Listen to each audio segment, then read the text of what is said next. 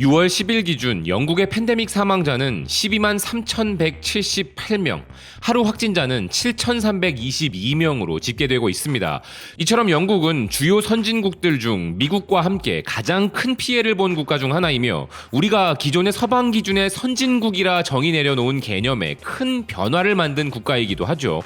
현재 영국의 백신 접종률이 성인 인구의 약 4분의 3에 달하였음에도 불구하고 2월 이후 최다 확진자가 나올 정도로 영국은 심각한 상황인데요. 상황이 이렇게 어려우면 누군가 책임을 질 고위 책임자가 있어야 하고 청문회도 발생하며 관련 정책에 대해서도 의문부호가 붙을 수밖에 없는데 이 모든 상황에 대한민국이 예시로 등장하고 있습니다. 먼저 영국의 보건부 장관의 청문회에서 대한민국이 등장했는데요.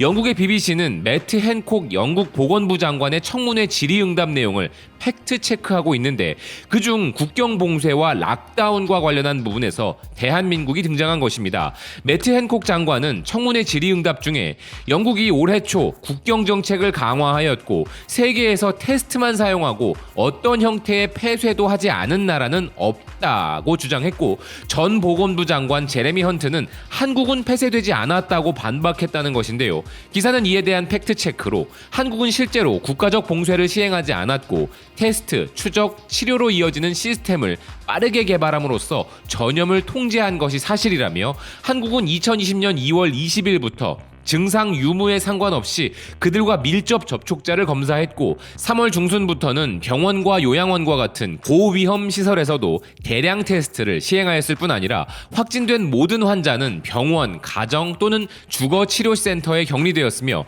2월 말부터는 학교 수업을 원격으로 전환하고 감염률이 높은 지역에서는 최소 2주 동안 외출을 자제해 줄 것을 당부하는 등의 조치를 시행했다고 설명하고 있습니다. 아울러 그 결과로 한국은 100만 명당 확인된 사망자 수가 39명으로 영국의 1887명에 비해 훨씬 낮은 사망률을 보였다 보도하고 있는 기사인데요.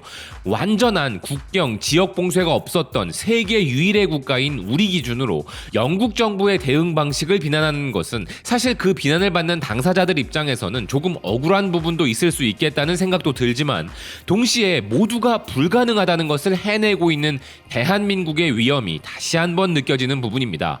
그리고 영국에서 대한민국의 사례가 등장하는 상황은 또 있었는데요. 영국의 스카이뉴스에 따르면 전 영국 총리이자 의원인 테레사 메이가 현재 영국이 엄청난 수의 백신 예방 접종에도 불구하고 영국인들의 여행 제한 조치가 보류되고 있는 것을 이해할 수 없다면서 자신의 이런 주장과 관련한 내용에서 대한민국을 언급했다는 것입니다. 테레사 메이 전 총리는 앞으로도 사망자는 계속 나올 것이며 만약 장관들이 세계 어디에도 더 이상 변종 바이러스가 없다는 것을 확인할 때까지 국제 여행을 재개할 수 없다고 주장한다면 영국 사람들은 영원히 해외여행을 갈 수 없을 것이라면서 자신의 주장의 타당성에 대한 근거로 대한민국에 대한 이야기를 하였는데요. 자신이 2020년 9월에 한국을 방문했을 때 당시에는 백신이 없었어도 여행이 가능했는데 올해는 백신이 있는데도 여행이 불가능하다면서 정부가 취하고 있는 일관되지 않은 입장을 이해할 수 없다고 말한 것입니다. 실제 테레사 메이 전 총리는 팬데믹 사태 이후 대한민국을 방문한 첫 주요 외빈으로 화제가 된 바 있었는데요. 그녀는 문재인 대통령과의 대화에서 한국은 세계에서도 모범적으로 팬데믹에 대응한 국가이다. 대통령과 국민께 축하의 말씀을 드린다. 한국의 방역 경험에 대해 듣기를 희망한다. 라는 극찬을 내놓은 바 있었습니다. 그런데 사실 영국 사람들의 여행을 재개하자는 그녀의 주장은 지금 현재 영국의 상황을 본다면 조금은 우려가 되는 부분이긴 하지만 그래도 대한민국이 영국 의회나 관련 기관의 주요 비교 대상으로 자주 등장하는 것은 그만큼 대한민국의 방역은 전 세계가 표준으로 잡아야 할 최고의 시스템이라는 것이죠. 또한 이렇게 대한민국이 주요 이슈가 되고 있는 것은 비단 영국 정부만이 아닙니다. G7에서도 우리는 큰 영향을 끼치고 있는데요. 영국의 텔레그래프는 보리스 존슨 영국 총리의 글로벌 영국 혁명이 지금 시작된다는 기사에서 현재 미국 바이든 대통령과 존슨 총리 사이에 사안에 따른 긴장감이 있긴 하지만 그럼에도 불구하고 군사 외교 및 정보 공유 문제에 대한 긴밀한 협력과 양국 간의 깊은 유대가 중요한 관계 기반이고, 바이든과 존슨은 매우 다른 정치적 배경과 뚜렷하게 대조되는 성격을 가지고 있긴 해도 두 지도자는 공동의 목표를 기반으로 건설적인 파트너십을 형성해야 한다면서 여기서 또다시 대한민국과 관련한 내용을 등장시켰습니다. 기사는 중국에 대한 견제 부분을 언급하면서 기존 G7 국가에 한국과 호주, 인도를 포함하여 주요 민주주의 국가로 구성된 D10을 구축하겠다는 점에서 존슨 총리와 미국 바이든 대통령의 생각은 매우 일치한다는 점을 들은 것인데요. 바이든 대통령이 최근 한미 정상회담에서 한미 동맹의 새로운 정의를 내린 것과 마찬가지로 양국은 모두 동맹 강화라는 일치점이 있다는 것입니다. 물론 이 D10에 대한 구상에 있어 가장 강력한 반대를 할 국가는 단지 대한민국이 그 안에 포함되어 있다는 이유 하나만으로 무슨 수를 써서라도 그것을 막고자 할 일본이라는 점은 우리 모두 알고 있고, 여기서 일본의 입김을 무시할 수 없다는 점도 맞지만 미국과 영국이 작정하고 이를 추진한다면 일본의 반대는 그리 오래갈 수 없을 것인데요.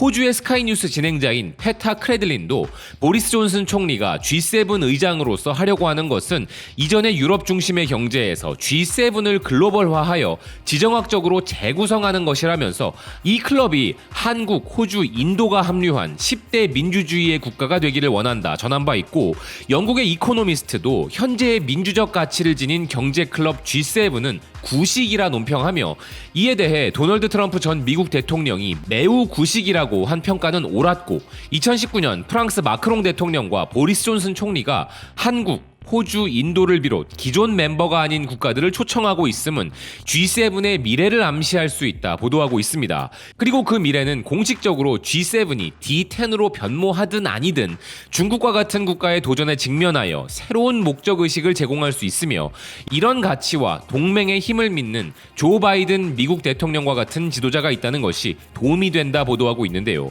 즉 지정학적으로 기존의 질서가 구식이 되었고 새로운 질서가 성립되는 데에 있어 대한민국은 빼놓을 수 없는 국가가 된 것이죠. 그리고 대한민국이 당당히 세계의 리더로 정의되어야 하는 또 다른 이유는 바로 미영 두 국가의 전 세계 백신 보급과 관련한 부분입니다. 미국의 워싱턴 포스트가 보도하듯 조 바이든 미국 대통령은 5억 회분의 백신을 구매하여 기부할 것이라고 공식 발표하였는데요. 여기에 영국 보리스 존슨 총리도 바이든의 제안에 묻고 더블로 가서 10억 회분의 분량을 전 세계에 기부할 것을 제안하는 성명을 발표하였습니다.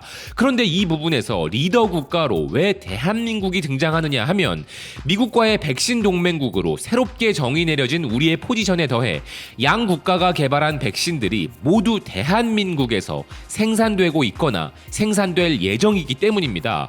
전 세계적인 주요 의제가 넘치는 이 판국에 이기적으로 올림픽 개최 지지해달라고 요구할 일본의 스가 총리와는 그 격이 다르게 대한민국은 최고의 백신 생산 허브로서 미영 양 국가를 비롯 G7 선진국들과 함께 전 세계에 백신을 보급하는 임무를 수행하여 전 세계의 팬데믹 극복에 기여를 하는 리더 국가에 걸맞는 역할을 하게 된 것이죠. 그리고 G7 정상회의의 주요 세션 중에는 보건을 주제로 백신 보급 확대와 더불어 글로벌 보건 시스템 대응 역량 강화에 대한 논의가 있는데요. 방역에 관해서만큼은 전 세계 최고의 모범 국가가 바로 대한민국임은 모두가 인정하는 바이기에 대한민국은 이에 대해 그들에게 해줄 말이 많은 국가이며, G7 국가 중 일본을 제외한다면 모두 귀를 기울여 경청할 것이 당연할 것입니다. 이번 G7 정상회의는 대한민국이 가지는 위치와 중요성에 대해 참가국들이 여실히 느끼게 될 중요한 자리가 될 것은 물론이고, G7을 겸하여 유럽의 스페인과 오스트리아는 문재인 대통령의 국빈 방문을 손꼽아 기다리고 있는 점 또한 기대되는 부분인데요. 이번 G7을 기점으로 대한민국의 국제적 리더십이 한 단계 더 도약하는 성과들이 쏟아지길 기원하는 바입니다. 시청해주셔서 고맙습니다. 또 뵙겠습니다.